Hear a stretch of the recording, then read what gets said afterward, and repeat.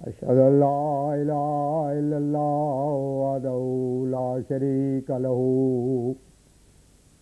واشہد ان محمدا عبدہ ورسولہ اللہم صلی علی سیدنا و مولانا محمد وعلی آل سیدنا و مولانا محمد وبارک وسلم انکا حمید مجید۔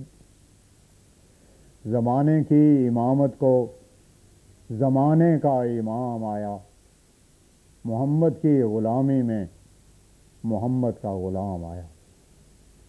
خاتم الانبیاء حضرت محمد مصطفیٰ احمد مجتبیٰ صلی اللہ علیہ وسلم کے غلام اور ہمارے امام بانی جماعت احمدیہ مسیح موعود و مہدی مسعود کے روح پرور اور ایمان افروز ملفوظات۔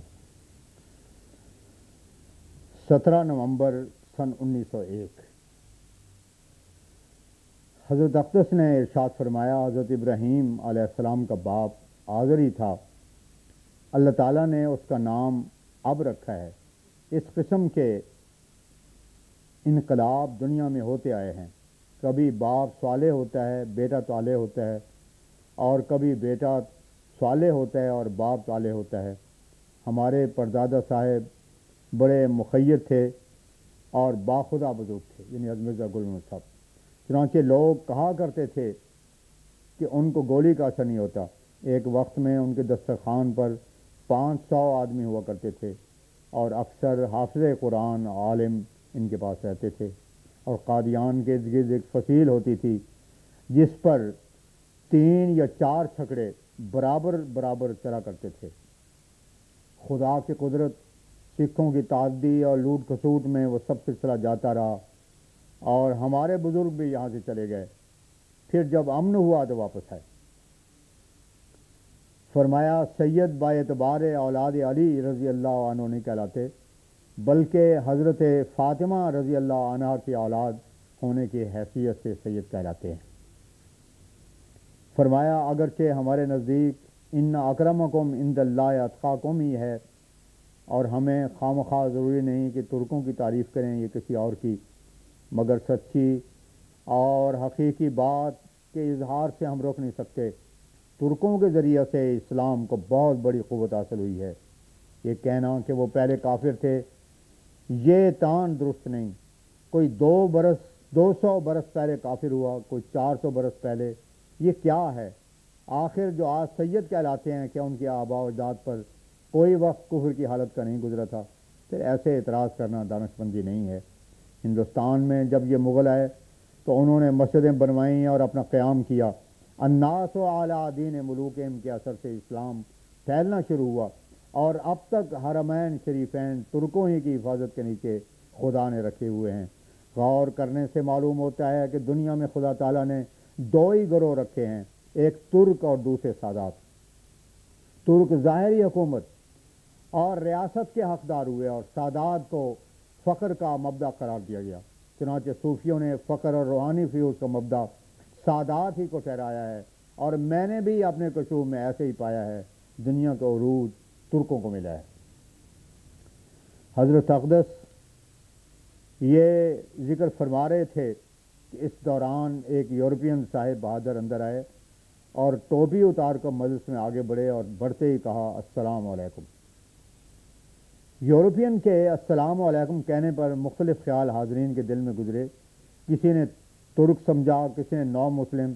صاحب موصوف کو بیٹھے ہوئے 1 منٹ ہی گزرا ہوگا کہ خان صاحب، نواب خان صاحب تحصیلدار گجرات نے پوچھا، آپ کہاں سے آئے ہیں؟ یورپین نے کہا کہ میں سیاح ہوں۔ خان صاحب نے دریافت کیا، آپ کا وطن؟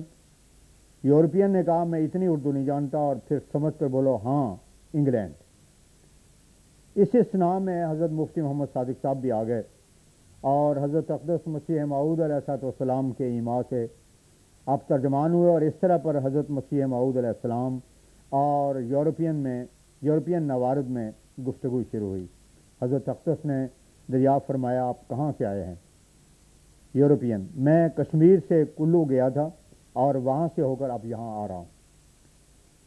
حضور نے پوچھا آپ کا اصل وطن کہاں ہے؟ European: England. میں سیاح ہوں اور عرب اور کربلا بھی گیا تھا، اب میں یہاں سے مصر، الجیریا، کارتھیج اور سوڈان کو جاؤں گا۔ حضور نے دریافت کیا آپ کے سفر کا مقصد کیا ہے؟ یورپین: صرف دید، شنید اور سیاحت۔ حضور نے پوچھا کہ آپ بحیثیت کسی پادری کے سفر کرتے ہیں؟ اس نے جواب دیا ہرگز نہیں۔ حضور نے سوال کیا آپ کی دلچسپی زیادہ تر کس امر کے ساتھ ہے؟ کیا مذہب کے ساتھ، یا علمی امور کی طرف، یا پولیٹیکل امور کے ساتھ؟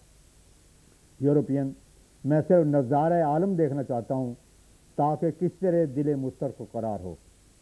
اس پر حضرت مسیح صاحب نے پوچھا آخر آپ کے سفر کی کوئی غرض بھی ہے؟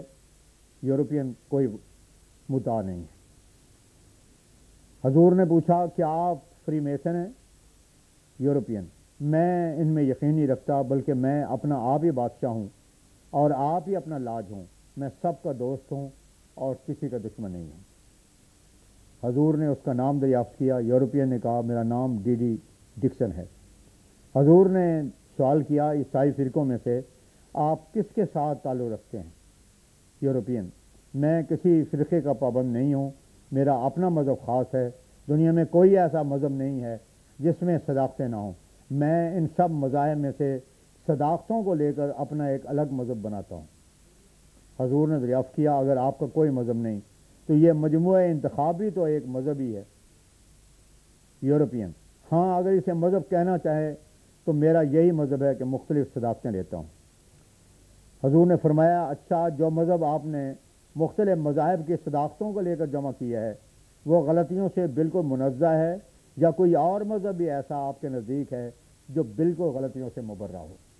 یورپین نے یہ جواب دیا جو مذہب میں نے جمع کیا ہے وہ تعلیم یافتہ لوگوں کے لیے اچھا ہے، اور وہ مسیح کی اس تمثیل کے اس اصول پر ہے جو اس نے کسی مالدار آدمی کی بیان کی ہے کہ اس نے اپنے نوکروں کو کچھ روپے دیا، ان میں سے ایک نے تو اس روپے کو کسی مصرف میں لگایا اور کچھ بنایا، دوسرے نے کچھ نہ کیا، پس خدا نے جو کچھ ہم کو دیا ہے اگر ہم اس سے کچھ بنائیں تو وہ خوش ہوتا ہے، اور جو کچھ نہیں بناتا اس سے ناراض ہوتا ہے۔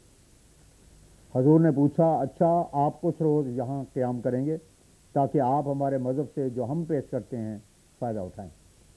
یورپین: میں ایک دن کے بعد واپس جانا چاہتا ہوں اور زیادہ سے زیادہ کل تک ٹھہر سکتا ہوں۔ حضور نے فرمایا آپ ایک ہفتے تک نہیں ٹھہر سکتے؟ یورپین نے کہا کہ نہیں میں نہیں ٹھہر سکتا، mister Kennedy district superintendent police Batala میں میرے منتظر ہوں گے، میں نے انہیں آج آنے کو کہا ہے مگر خیر کل چلا جاؤں گا۔ حضور نے فرمایا جب آپ کسی کے نوکر نہیں اور اپنے آپ ہی بادشاہ ہیں اور صرف نظارہ عالم کے لیے آپ نکلے ہیں تو پھر کیوں ایک ہفتے کے لیے آپ ٹھہر نہیں سکتے؟ یورپین: یہ سچ ہے مگر میں نے اپنے پیش نظر کل دنیا کا دیکھنا رکھا ہے، اگر میں اس طرح پر ٹھہرنے لگوں تو مجھے اندیشہ ہے کہ بہت سی دلچسپیاں مجھے ٹھہراتی جائیں گی۔ اس پہ حضرت اقدس نے فرمایا آپ کے چہرے سے اچھے آثار نظر آتے ہیں اور آپ سمجھدار اور زیرک معلوم ہوتے ہیں، کیا اچھا ہو کہ آپ ایک ہفتہ یہاں رہ جائیں اور ہماری باتوں کو سمجھ لیں، اگر آپ کا ارادہ ہو اور آپ پسند کریں تو صاحب کو ایک چٹھی لکھ دی جاوے۔ لیکن یورپین نے کہا میں آپ کو بہت مشکور ہوں اور مجھے افسوس ہے کہ میں ایک دن سے زیادہ نہیں ٹھہر سکتا۔ 17 نومبر 1901 کی شام حضرت اقدس مسیح موعود علیہ السلام نے فرمایا ہمارا دعویٰ ہے کہ دنیا میں کوئی آدمی ایسا پیش کرو جس کے اس قدر نشانات جن کے کروڑوں گواہوں پورے ہوئے ہوں۔ 100 سے زیادہ عظیم الشان پیش گوئیاں کتاب سیاق القلوب میں درج کر دی گئی ہیں۔ جب یہ لوگ کسی کو پیش نہیں کرتے تو کہہ دیتے ہیں کہ رسول اللہ صلی اللہ علیہ وسلم پر بھی فضیلت کا دعویٰ کرتے ہیں۔ ان کو اتنی خبر نہیں کہ یہ رسول اللہ صلی اللہ علیہ وسلم پر کہاں فضیلت ہوئی، یہ بزرگی اور عظمت تو آپ ہی کی ہوئی، کیونکہ حضرت صلی اللہ علیہ وسلم سے باہر تو کوئی چیز نہیں، بلکہ اسی کے رنگ اور اسی کی چادر میں سے یہ ظہور نشانات کا ہو رہا ہے اور اسی کے ہاتھ پر صادر ہو رہے ہیں۔ اصل بات یہ ہے کہ جو اسباب اور سامان تبلیغ اور اشاعت کے ہیں ہمیں میسر آئے ہیں اور اس زمانے میں جمع ہوئے ہیں وہ پہلے نہیں ہوئے، اور نہ مذاہب کا اس قدر زور ہوا، غرض یہ نشانات اپنی نظیر نہیں رکھتے، الہی بخش کی پیشگوئیاں کیا حافظ رکھ سکتی ہے۔ فرمایا جو قوائن خدا تعالیٰ نے انسان کو دیے ہیں، سب سے بجو سچے معاہد کے کوئی دوسرا کام نہیں لے سکتا۔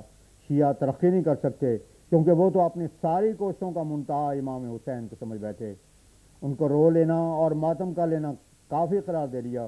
ہمارے استاد ایک شیعہ تھے، گول علی شاہ ان کا نام تھا، کبھی نماز نہ پڑھتے تھے، منہ تک نہ دھوتے تھے۔ اس پر حضرت نواب محمد علی خان صاحب نے حضرت اقدس کی تائید میں یہ عرض کیا کہ وہ میرے والد صاحب کے بھی استاد تھے اور وہاں جایا کرتے تھے، اور یہ واقعی سچ ہے کہ ان کی مسجدیں غیر آباد ہوتی ہیں۔ ہماری مسجد کا ایسا ہی حال تھا، اور اب خدا کے فضل سے وہ آباد ہو گئی ہے اور لوگ نماز پڑھنے لگ گئے ہیں۔ اس پر حضرت اقدس مسیح موعود علیہ السلام نے نواب صاحب کو مخاطب کر کے فرمایا، وہ کبھی کبھی آپ کے والد صاحب کا ذکر کیا کرتے تھے اور یہاں سے 3 مہینے کی رخصت لے کر مالیر کوٹلہ جایا کرتے تھے۔ میں نے غائبانہ بھی کئی مرتبہ ذکر کیا ہے، اور میری فراست مجھے یہی بتاتی ہے کہ راستی کو قبول کرنا اور پھر خدا تعالیٰ کی عظمت اور جلال سے ڈر جانا اور اس کی طرف رجوع کرنا آپ کے اور آپ کی اولاد کے اقبال کی نشانی ہے، بجز اس کے کہ انسان سچائی سے خدا کی طرف آئے۔ خدا کسی کی پرواہ نہیں کرتا، خواہ وہ کوئی ہو۔ مبارک دن ہمیشہ نیک بخت کو ملتے ہیں۔ یہ آثار صلاحیت، تقوی اور خدا ترسی کے جو آپ میں پیدا ہو گئے ہیں، آپ کے لیے اور آپ کی اولاد کے لیے بہت ہی مفید ہیں۔ یہ بات حضور نے حضرت نواب محمد علی خان صاحب کو مخاطب کرتے ہوئے ارشاد فرمائی کہ فرمایا مجمل طور پر لکھا ہے کہ تعاون ترقی پر ہے۔ میرا ارادہ ہے، اور مولوی صاحب نے بھی کہا ہے کہ ایک بار پھر تعاون کے متعلق ایک اشتہار دیا جاوے کہ لوگ رجوع کریں اور سچی پاکیزگی اور تبدیلی پیدا کریں۔ دیکھا گیا ہے اور سنت اللہ اسی طرح پر جاری ہے کہ جس قدر زور ہوا ہے سچوں پر یہ ہوا ہے، ان کی مخالفت میں ساری طاقتیں خرچ کی گئی ہیں۔ دیکھو حضرت صلی اللہ علیہ وسلم کی مخالفت میں کتنا زور لگایا گیا، برخلاف اس کے مسلمہ کذاب کو فی الفور مان لیا گیا۔ ایسا ہی حضرت مسیح کے وقت میں بھی ہوا، اور اب بھی ویسا ہی ہوا۔ جھوٹوں کو کوئی پوچھتا بھی نہیں، راست باز پر حملہ کرتے ہیں اور اس کے مخالفت کے لیے سب مل بیٹھے ہیں۔ اس لیے مسیح پاک علیہ السلام اپنے شعری کلام میں فرماتے ہیں، پھر وہ دن جب آئے اور 14ویں آئی صدی، سب سے اول ہو گئے منکر یہی دین کے منار، پھر دوبارہ آ گئی آبار میں رسم یہود، پھر مسیح وقت کے دشمن ہوئے یہ جوبدار۔ وآخر دعوانا ان الحمدللہ رب العالمین۔